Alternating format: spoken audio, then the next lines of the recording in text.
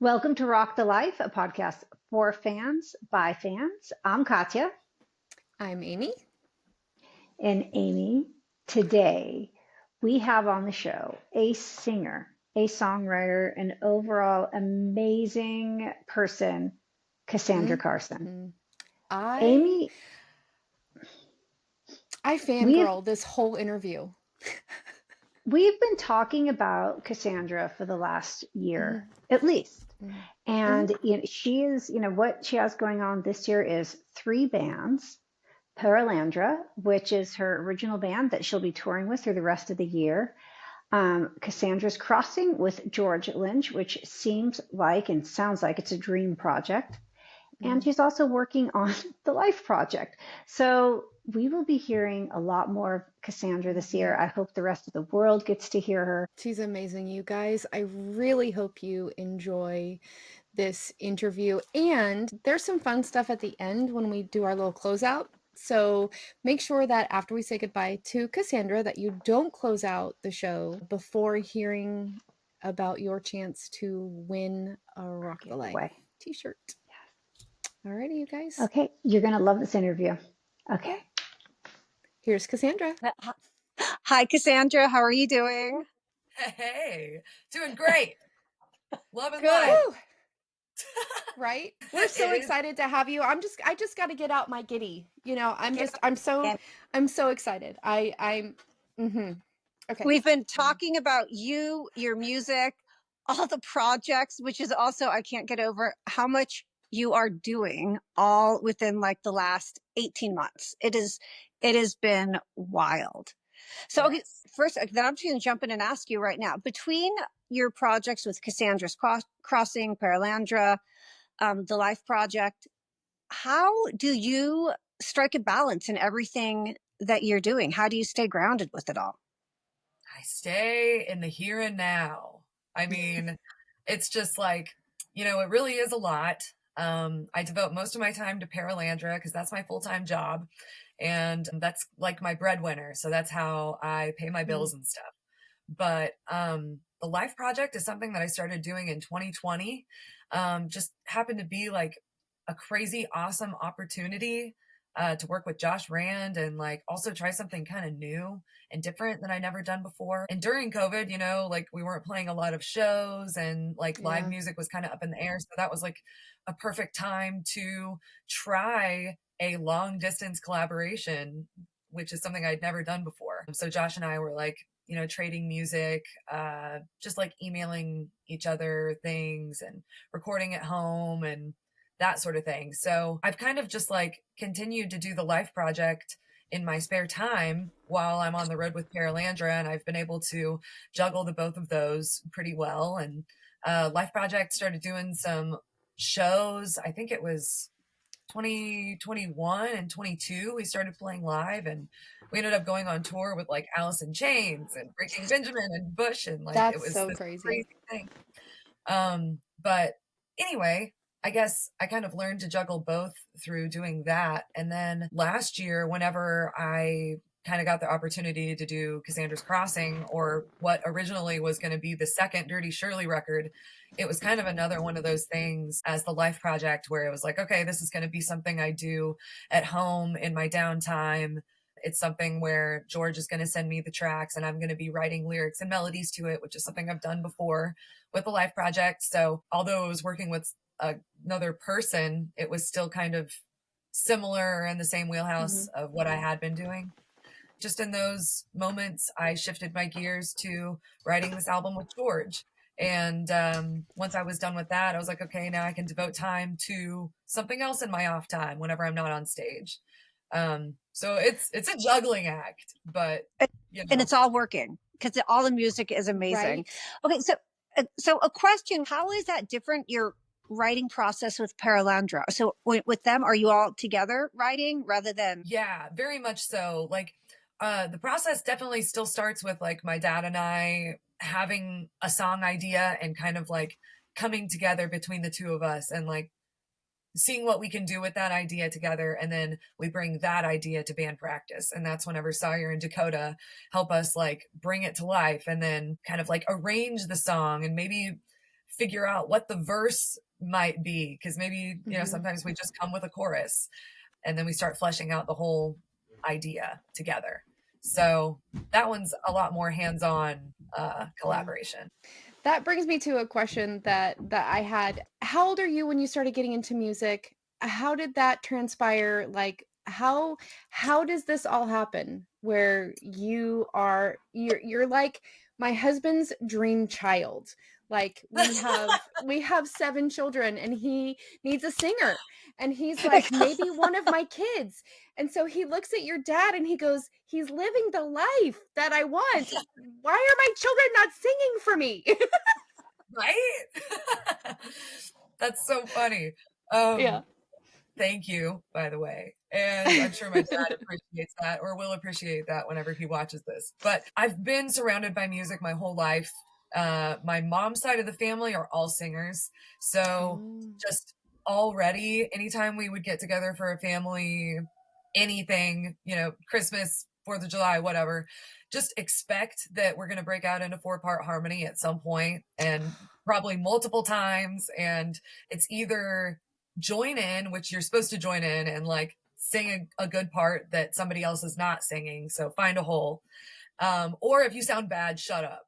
So, you really, I'd be the lip syncer.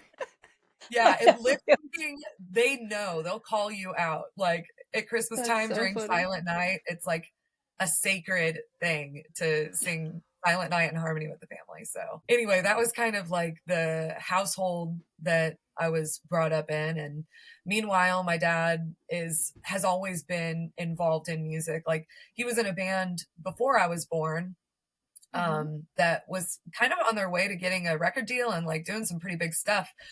And then I came along and he decided to be a dad instead of follow that dream. But he would always play in like church, in the worship team, or had like cover bands throughout the years that he would do, like really just to pay bills, you know. But it wasn't until I guess I got my first guitar when I was like 11, because I just really looked up to my dad and thought what he did was awesome and so cool. And like, I just wanted to do it too. So I was like, I want you to teach me Eruption and like all these guitar solos. And I just wanted to hit the ground running. But it wasn't until I guess it was 2013. So about 20 years old, whenever we decided to start playing some of the songs that we had written together live. And that was the beginning of Paralandra. And the snowball has just continued to roll since then. So I think Dad made the right choice in waiting. Good things come to those who wait, and it worked well for him. I think this is right. So when you guys were listening to music, what were some of the musical influences, even like back as a kid or young, that you were listening to together that inspired you? The first 3 that just came to mind were King's X, Dogman, Love War, Soak Your Brain, and the Beatles' One album. Were very heavy rotation, I should say. Yeah. And I feel like I get so much of my own writing influence from those bands. Even still, I can look back and listen to them and be like, wow, like that definitely shaped me as a human. Now, Casandra, did you all did you play cover band songs too with your dad as like with the band? Yeah, like, okay, so after I got my first guitar when I was 11, I had him teach me Walk This Way by Aerosmith. And so I think when I was 12, I got up and played that with them. That was like my first live performance ever. It was like this back to school bash, and like that lit the fire. It was just like the coolest moment. And then even more defining moment was a year later when I turned 13, and I had my dad teach me how to play the entirety of Hotel California, like the whole outro solo. And I got to play that with his cover band at like this huge Cinco de Mayo event. And like, it was the most rock star feeling ever. It was so cool. Like I had my cool outfit on. I had a couple of my friends there from school. And like ripped through that whole Hotel California solo. And I just remember the crowd erupting, and like this guy came up and handed me a 20 and like, got a tip. And it was just like, oh, nothing could compare to that feeling. And so I guess it's kind of been like just chasing that high ever since. Right. Now, have you ever met Steven Tyler or any of the band members of Aerosmith? No, that would be so cool. Wow. Yeah, that would be a dream. Yeah. And okay, I mean, it's hard to like even get away from, I was going to ask you about other musicians that you've met, because we also talk a lot about the fan experience. But, growing up as you're playing, have you met other musicians that influenced you that you were really excited to meet? Oh, wow. Well, okay. I have a funny story. I sort of like, I can't even say met. I sort of had a moment with Paul Stanley on the Kiss cruise like 2 years ago, but it was just like, I was watching the darkness from side stage in like the artist area. So like, anybody could be back there at any time, whatever. I wasn't expecting like anybody from Kiss to be back there, but like other artists from the cruise. And I guess at one point, like I just kind of turned to my right and the person next to me turned to their left at the same time. And we were shoulder to shoulder, and it was Paul Stanley. And we just like locked eyes for a moment. Yeah. And I was just like, didn't have any breath. And I turned around and ran away. And it was so I can't right now. I can't. Yeah, it was just like, I don't know. I felt like our souls kind of communicated for a second. And I was like, I'm out of here. Yeah. Like this is too. Okay. Well, speaking of, you performed on a rock cruise last year. You were a guest on one this year. Tell us about any like crazy moments for you of meeting people or people meeting you on those cruises. Oh yeah. Wow. Well, people meeting me is kind of a cool aspect that you mentioned, because this last Monsters cruise a couple weeks ago, like there were more people coming up to me than ever before that had seen me like either on tour with Yngwie back in 2019 or with Lynch Mob on this most recent Final Ride tour or whatever. But like it was just really wild and surreal, and I took note of it as it was happening and even mentioned it to Jaren. I was like, this is kind of wild. Like a lot of people know about my music. I guess this is kind of what I've been working for. Like it's just kind of weird to see it pay off sometimes like that. Yeah. Jaren was making jokes. He's like, my band's the one on the cruise, but more people are like asking to take pictures with you. Like this is ridiculous. But I love it. I love it. Yeah, but that was really cool. It's just like, I don't even know. It's hard to really digest, but I guess, like I said, yeah, that's the goal, isn't it? For people to listen to your music and for people to know who you are. Like, I don't know. But as for like meeting other people on the cruise, interacting with other people, it's just wild, like to see like Gary Sharon just like at the buffet for lunch, like you see stuff like that. Just walking around like normal people, because they are normal people. It's just weird to kind of see them in an environment where they're just as relaxed as everybody else and they're on vacation just like we are. And there's not really, for me, the need to like run up and like, can I please have a picture? Can I have your autograph? But I find something really cool in just like being chill on the same level as them and just like coexisting with these rock stars, Right. That leads me to my question. Actually, it's like these are your peers now.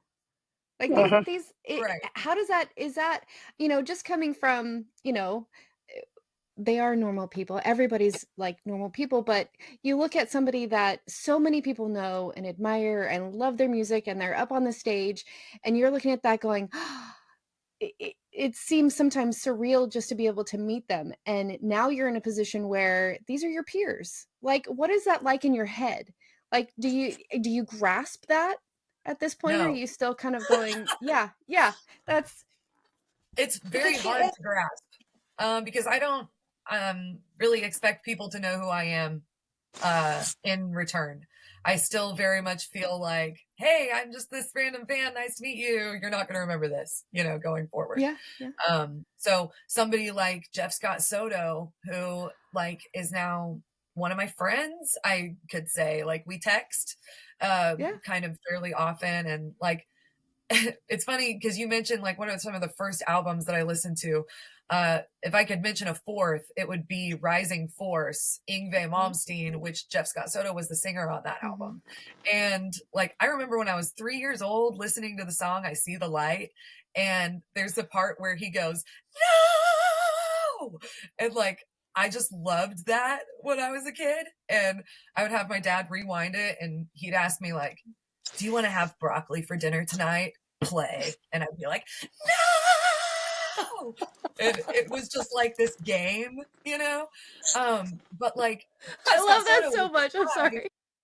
Yeah, it's a fast forward That's phenomenal. all these years later. How full circle is that like, not only does he know who I am, but like respects me as a singer and a musician and like invited me on stage to sing with him. Multiple times. Like I was going to join him on this last cruise, but I just couldn't make it work because he was performing the same time that Lynch Mob was. So I had to, be there for Darren and Mr. Scary. But it's wild. I cannot fully grasp it yet. So I have also a question from this last cruise because it was rumored to be George Lynch's last show or one of his last shows that he's going to do. Did you hop up on stage? Did you get to sing? I didn't get to sing with him on the cruise. Okay. But I did play Mr. Scary with him on both of their sets, which was cool because I was thinking, well, they were talking about wanting to do 2 completely different sets for their 2 performances. So probably doing Mr. Scary one night and not another. But ended up, he wanted to do it both times. So got to play Mr. Scary another 2 times with George on the cruise, which is just an honor beyond words. I mean, like, nobody in history has been able to do that pretty much. Right. I'm one of a handful of people. So it's just wild and crazy and an honor and so cool that I got to do that in front of so many amazing musicians. Like I know that the guys from Extreme were there watching and just like, I'm performing in front of these pros. So that's a little scary, but also I love it and I feed off of it. No, I think that would be so. I'm waiting for more to emerge on YouTube to watch about like performances from that cruise. That would be. Yes.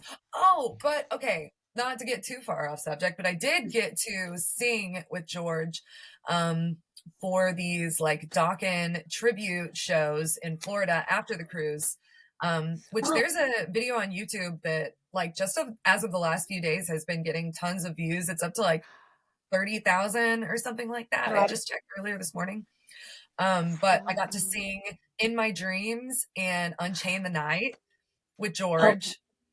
And it was so cool and so much fun and so scary because I didn't have streaming on the cruise, so I couldn't learn the songs until the night before. I know. But I was like, but you did I Googled the lyrics. I was just like trying to memorize them like a poem or something. Because I was like, I don't know how the song goes yet, but hopefully I remember these words. Anyway. We'll see if we can find the link and put it in the description. Yeah. For sure. Yeah, it'd be cool. Okay, so Casandra, you have like the cruises sound pretty awesome, but what about some other venues that have played that have been pretty impactful for you? Okay, impactful venues.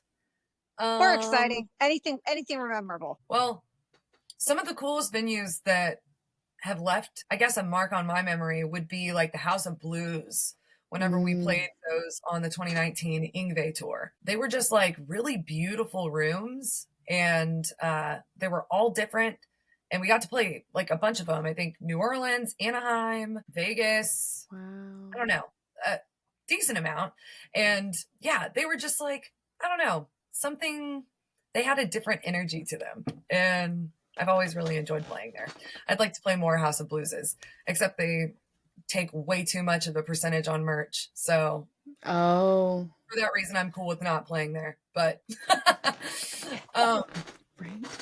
besides that, like on that Alice in Chains tour that I did with the Life Project, there was Jones Beach Amphitheater that we played up in New York. Yes, And it was just beautiful. It was right on the water, and the tide would come in every night. So it was like an early show.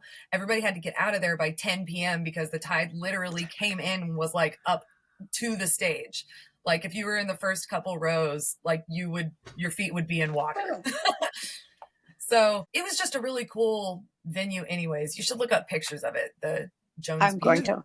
But they originally built it for like more like theatrical performances. So like it was cool kind of going behind the scenes and seeing the history of the theater and what it was intended for and what it's kind of morphed into over the years. I'm really fascinated by the history of places like that. That would be. And, talking about the venues, I was like, I think listening to somewhere where you do your own promotions or schedule your own events when it's for Paralandra. Are you like your own marketing team? Oh yeah. I mean, everything we do is in-house. So like my mom, I call her momager. She books shows. She sends out newsletters to like all of our email subscribers. My dad books shows. I book shows. We've also got a booking agency that like got us on the Final Ride tour. So it's really all hands on deck. And then also like, I handle our merchandise designing, outsourcing all of that. And my dad is really helpful with that as well. He's got a background in ordering and purchasing for businesses. So he's really good about like the kind of supply and demand of like what sizes to get and how many and, like really smart buying and those sorts of things. Wow. That's awesome. I have a question, and we're going to probably tie it into your fan experience pretty soon here. The last show for the Final Ride, like, tell me about the emotions and how that night went. I feel like I'm still processing it. It was just on Saturday. Like it was really sad.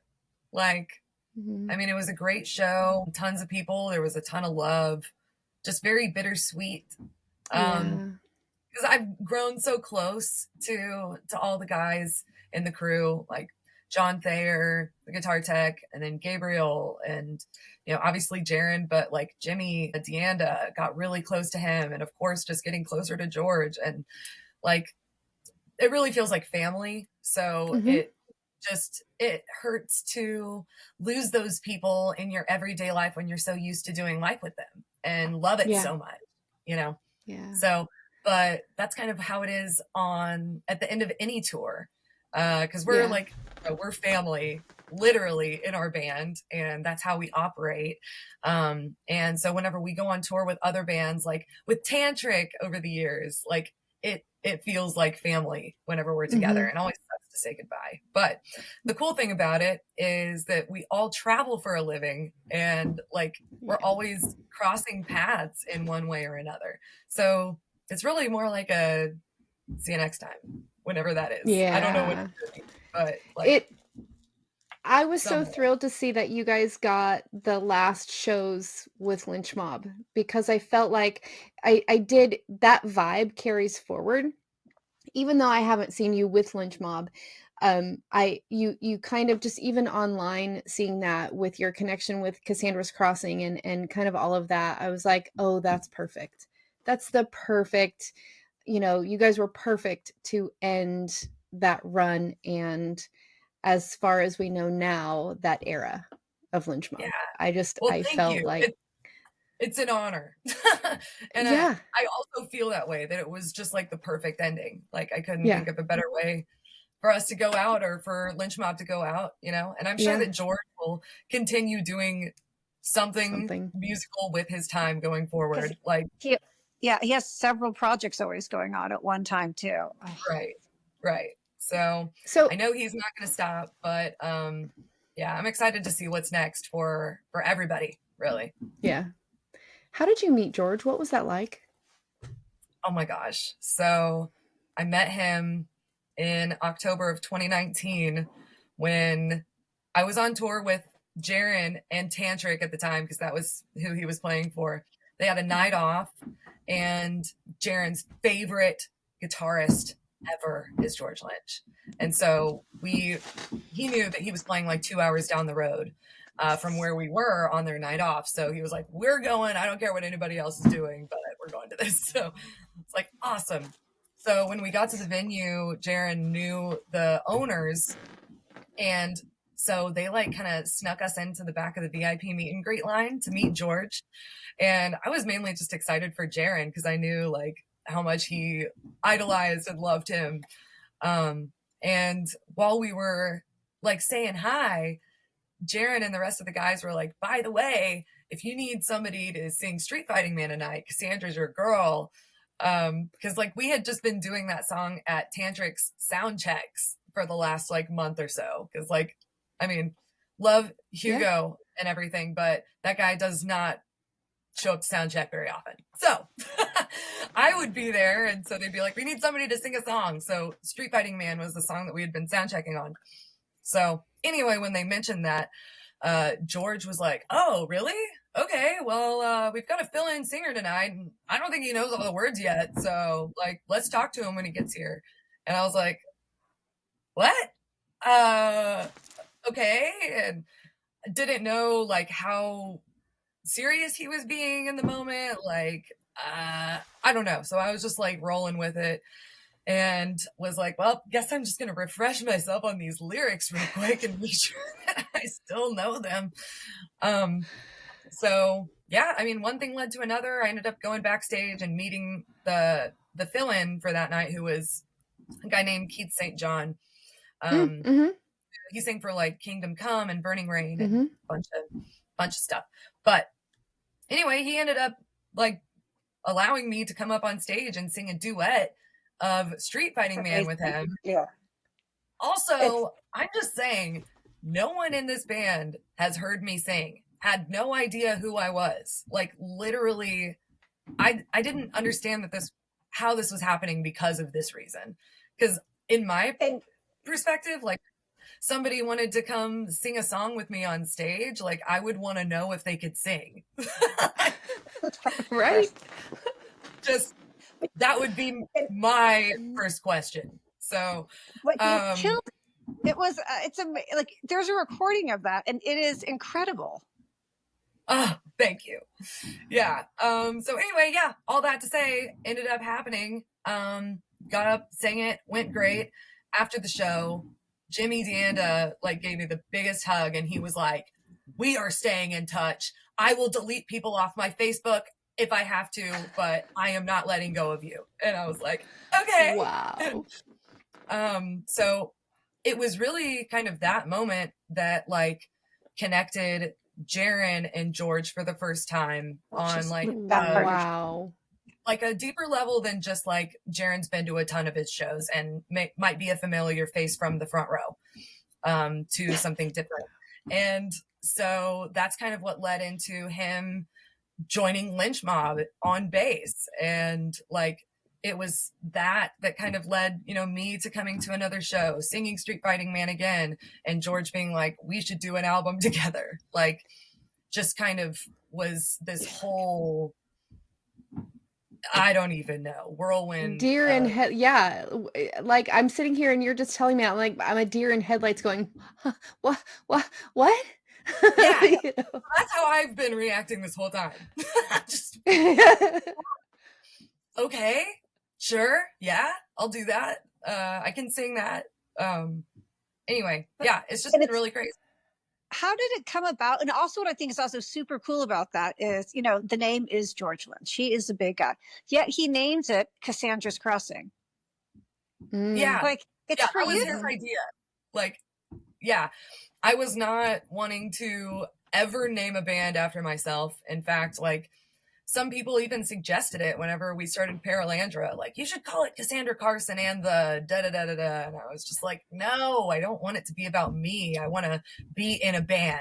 Like, don't want it to be the Cassandra show. But yeah, George and I, we probably tossed 100 band names out there, like ideas, and some ideas were kind of sticking. Some of them had already been taken by somebody else, and like he threw out Cassandra's Crossing, and I did not like it at first. And everybody at Frontiers in Italy, by the way, loved it.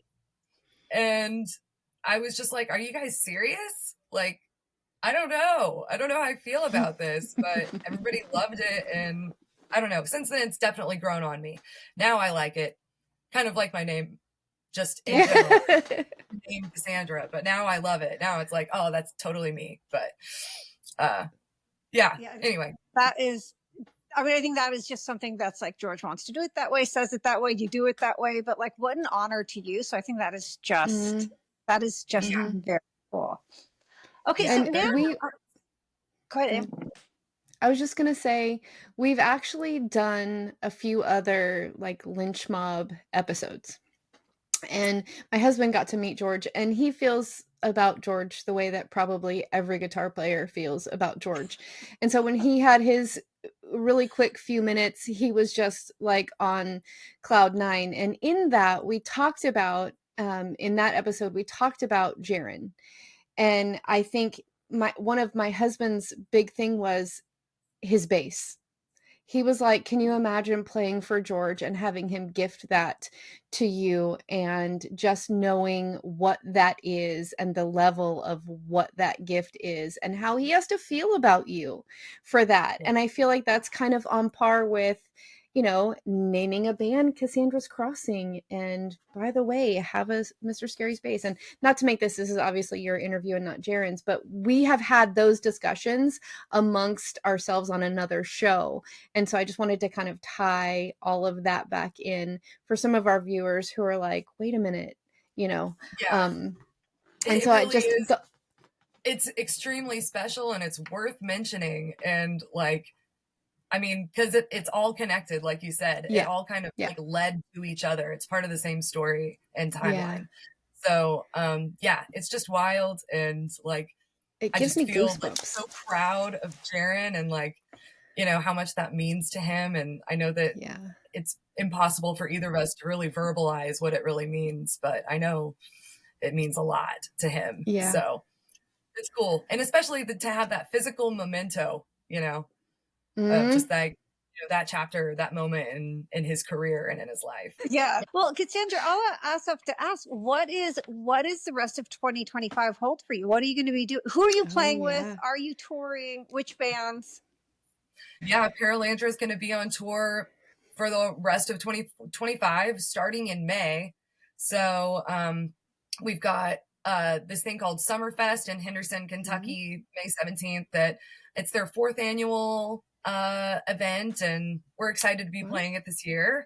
We're going to be on tour with the band Rehab, who they're going on a 25th anniversary tour that we're going to be joining them on, kind of just through the Midwest-ish. Okay.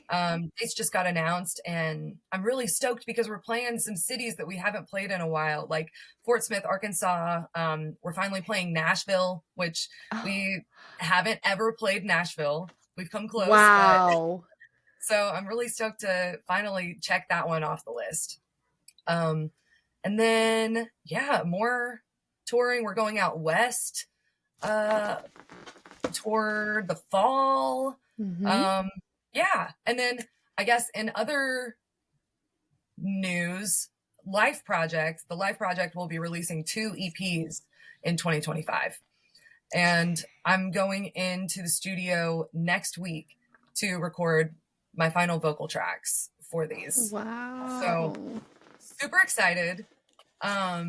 So of course we're hoping, that we'll be able to do some live shows as the Life Project. We'll just kind of see how that all plays out. So I don't know. We still have to release the music, but but with social media, it's, everyone can pick up bits and pieces of it and still connect to the music and listen to it as it comes out. So that's exactly. And then also just like, I've been doing some personal side hustles, and I've sang guest vocals on a few tracks just for some other bands. I had one come out just like a couple weeks ago, I did a guest vocal on the song Leave a Light On by the band Delacoma, and they're an Australian rock band. Really cool. Jaren has actually played bass on a few of their records, which is cool. Okay. Or at least one of them. I just have to tell you that I love the two of you together. Like, it's none of my business and it really doesn't matter what I think, but you guys are just like this powerhouse. I seriously, I think that, you know, like doing your own thing and then doing, you know, I think it's, you guys are, I mean, is it stupid to say adorable? Because I think you guys are great. I really do. Like when I see your pictures together, I'm like, yay, look. Anyway, sorry. Okay, that's my fangirl. You know, we're allowed to do that on this show. Well, I can confirm that, you know, nothing is perfect. You know, there's obviously the behind the scenes, but, you know, we both are working extremely hard on our careers together at the same time. It takes us in different directions. It brings us together. And it's really difficult. It's a really hard life to live and hard to maintain a relationship. But I think we both, you know, value each other a lot and still think it's worth it to try to juggle all of it. So that's what we're doing. Yeah. You know? Yeah. Well, I definitely foresee the hard work. You know, it's like, my husband was in a band, when we met, and, you know, he did the whole thing your dad did. It's time to have babies. So he left that world and is, you know, doing different things now, with his music. And, but it's one of those things where, I mean, you're a musician in and of yourself, so you wouldn't be necessarily in this boat, but I can't imagine being a traveling musician's wife. Like, that is so hard. Does your mom travel with you guys? That's just the hardest thing, because you only have limited amount of time. Or she's controlling. This is true. But still, does she travel with you? She did this past weekend, which was nice. My mom recently got a remote job working from home. So it was getting a little bit better recently, just because, like, at least she was home whenever we were home, and there weren't as much, like, you know, I guess, like, her being elsewhere while we're also home or elsewhere. But if that makes any sense. But she does come out whenever she can. And, like, when we had shows in Vegas earlier this year, she just, like, brought her little company laptop and sat out by the pool, and, you know, she was doing her thing and then came for the show later. So, like, you know, it's one of those things where you just kind of make it work where you can make it work. And sometimes she's not able to come on the road, but when she is able to, she does. She came out to Florida for the last Lynch Mob shows, and got to hang out and see some family in the meantime. So it's really hard though, because you do go through those stints of not seeing your significant other for sometimes months at a time, and that's really rough. Oh my God, but if your dad has you, that's just like, when you have your dad, that's so exciting.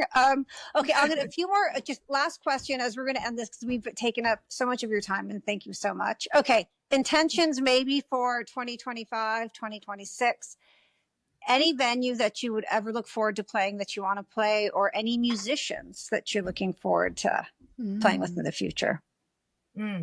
Well, my intention for the next year, 2025 to 2026, whatever, would be to start touring internationally. I really want to go to Europe. I really want to go to Australia, Japan, you know, I want to go to Asia, South America. I want to go to all the places, Canada, you know. I feel like I maybe left out a couple continents. Sorry, but everywhere. You hear about the rock fans in South America and Germany. They're like the wildest in the world, right? So I think that would be, like Brazil. It seems like just a market that would be great for us that we haven't really tapped into just yet.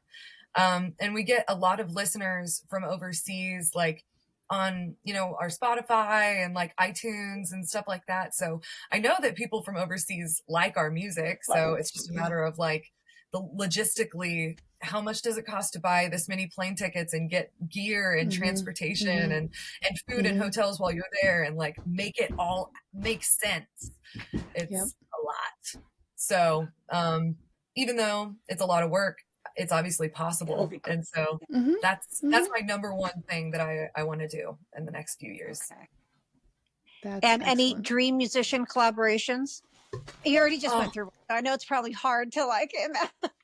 Well, I would love to sing a duet with Dino Jalusic or Miles Kennedy. That would be like the best thing ever. Okay. If That's Paralandra awesome. could go on tour with Alter Bridge, and then I could just like come out and play a song with them, that would be like the most epic dream ever. I love it. I love it. Well, I look forward to hearing it. So yeah, I think I'm just speaking it into existence, manifesting Right? collabs. Right? I love it. Well, because Gary, go ahead. No, I'll say it's been an amazing few years. So I'm just so looking forward to continue watching you. And we're following you on Instagram.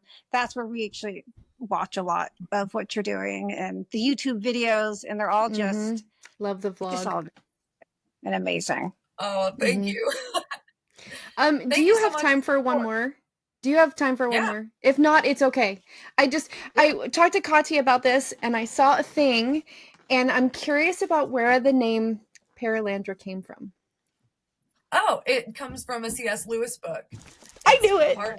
Sorry. I'm just gonna I haven't read it.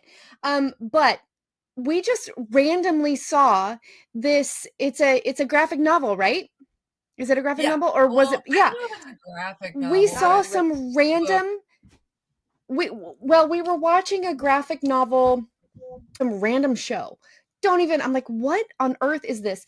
And it talked about a graphic novel based on a C.S. Lewis story. They said the name Paralandra, and I just looked at my husband. I went, oh, and he was like, and then I looked at him and I said, I bet you. And I was right. So we didn't bet any money or anything cool, but that's why I got excited. That's why I had to know. And now awesome. It's like, I'm going to go look it up because my number one favorite C.S. Lewis, book to date is actually Screw Tape Letters. And so I'm kind of like, okay, so I want to go read about Paralandra now. Yes. Gosh. Have you read Screw Tape Letters? I have not. I am so sorry. I really should. No, it's fine. So my dad read me and my brother the entirety of the Chronicles of Narnia from Magician's Nephew all the way through the Silver Chair or the Last Battle. And love those books. So Paralandra is part of his space trilogy, which he was writing while the Lord of the Rings were being written. So Paralandra is the second book, and I highly recommend all three if you do it. But okay, pretty cool. I'm super into that. Yeah, no, I mean, and I've done Narnia with my kids too, so it's definitely awesome. This was the first time I had heard about it, watching some random show, and I was like, what? So I had to ask. So about that, right? We were talking. Don't you wish they would do like a Netflix series of all of the Chronicles of Narnia? Like the Magician's and I want and I want Peter Jackson to do it so it looks like Lord of the Rings. Absolutely. Right? Yes. Yeah, that's what I want. That's what I want. Like that's what I want with all my heart too. Let's just manifest that as well. You can write the years. music for the series. There you go. Sure. I'm in. Whatever it takes. No, and seriously, write the song first, and then we'll figure out how the heck to get it in front of Peter Jackson and say, look, here's the music already. You can set the tone. The story's already written. What's another, 30 years of your life? You invested it already with Lord of the Rings. Let's just do it again. Right. Do it again. Do it again. What's the big deal? Right. I'm sure he has energy and all that. Recreating it's the great. Da Vinci Code. Right. Seriously. Oh, I love it. Okay. So thank you so much for answering that. I love that so much. And thank you again so much for your time. We have absolutely loved this. We'd love to have you back on the show. If for some reason I have to stay with the kids, my husband will at least see you in September. I know that. And as soon as I tell him, he's going to be like, I'm getting my ticket now. Well, Even though hopefully it's an all ages thing, because I love it when there's kids at shows. Do you bring your kids to concerts? Sometimes. Well, I just wanted you to know that the kids are invited. So All right. I All did my right. part. Yeah. I love it. Cassandra, thank Awesome. you Thank so you guys for much. having And me. yeah, Yeah. so great. I'm just Thank still you for so giddy. I'm listening to gonna the be music. always. Oh my Yeah, gosh. thank Okay. you. Um, Thank you. I have to tell you one more time. I have a duet that I want for you. Okay. Are you familiar with the band Disciple? Oh, yeah. Yeah. You and With Kevin. Kevin? Christian rock. Oh, with I've seen them a few times. Yeah. love Disciple. My favorite. Their Like voices would be, that's a great match. That would be really cool. you and Yeah. Kevin. Yeah. Mm-hmm. I like Mm-hmm. that. Thanks for saying that. That's a cool You're idea. welcome. Yeah, I would love it so much. Like I actually just saw them a couple weekends ago, so I'm like, Mhm. Kevin, Yes. Cassandra, Listen. yeah, yeah. So, all right, Well, it's that's out there. awesome. I've done my part. Yeah, Alrighty, exactly. thank you so much. You're the best. Thank you so I can't wait. Yes, All right, thank you. bye. See you guys around. Okay, Amy. I love her. I don't remember the last time I fangirled over someone else in like a really long time. Like I just don't. And you know what? Like Do you listen to her music? I watch her on YouTube all the time with the videos, and they're amazing. And that's who she is. She's just overall amazing, I think is what it comes down to. you know, personable, sweet. Like for those of you who well, nobody's going to know until I say this. We had some technical difficulties, so we got started really late, and she was just so sweet, and you know, I'm sorry. Okay. Cassandra's Crossing, Paralandra, the Life Project. Mm-hmm. And that's only going to be the beginning of all the other amazing things we'll be doing. Yeah. But each one of those like musical sets, bands that she plays with, they each bring something amazing and wonderful. And, you know, Aim, after all this, I didn't even get to talk to her about the song Love of My Life, which is just wildly out there that she said is about Jared. And that now has like beautiful piano in it. And just even, you could see this as almost like even a different turn in the music of just, she can do it all is what I'm talking. She can do it all. She really can. I feel like, you know, an amazing talent, and we had such a good time chatting with her. And Cassandra, thank you so much for your time and just allowing us to be silly and just have a good time.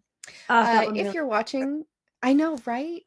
Yeah. If you're watching for the first time, or maybe you've been watching for a while and you're stalking us in the shadows and you haven't liked and subscribed, please do that. We are doing a giveaway, and we would really like to grow this channel, and you can help us, and you can be rewarded in the process. So we are giving away a Rock the Life t-shirt. All you have to do to enter to win, is it's kind of a couple steps, but it's not hard. Hit the share link on this video, and then head to your stories on Instagram and share the link on your stories, but make sure you tag Rock the Life Girl so that we see it. If you don't tag us, we won't see it, and I can't count the entry. Don't see it, can't count it. You can also share our videos and our reels on Instagram as long as you tag me. That will also count as an entry. I love the yes. Yeah. So multiple ways to get multiple entries. We're going to close this contest on May 15th, and we will draw a name on the podcast shortly after that, or probably maybe even do a special episode just for that. So a month month of A watching month. what your favorite reels are, favorite episodes are, and Yep, sharing yep. them. And you don't even have to, we would love it if you would share this episode with Casandra, but if you have a favorite episode that you would prefer to share, that counts too. So you can share any episode, you can share every episode, whatever you do, you just have to put it on your stories on Instagram, and you need to tag us in the stories for the entry to count. Super easy. So recap, like and subscribe, share the episode, follow us on our socials, Rock the Life Girl on Instagram, and that's all I'm going to say right now for the store, for the socials, because that's where we want all the things. And Katya, is that it? Don't That's forget it to for check out our today. merch store. Yeah. Yep. And check out All right. Paralandra at Cassandra's Crossing and the Oh Life. my gosh. Amazing. We're going to have all the links. We're going to put links in the show description. So if you're not sure where to find Casandra or Paralandra or anything else, the Life Project, anything else that she's doing, we'll have it in the links in the show description. Okay. Okay. Until then, Love babe. you. Yeah. Don't forget. Don't forget. Rock the life. Rock the life. So much. Bye.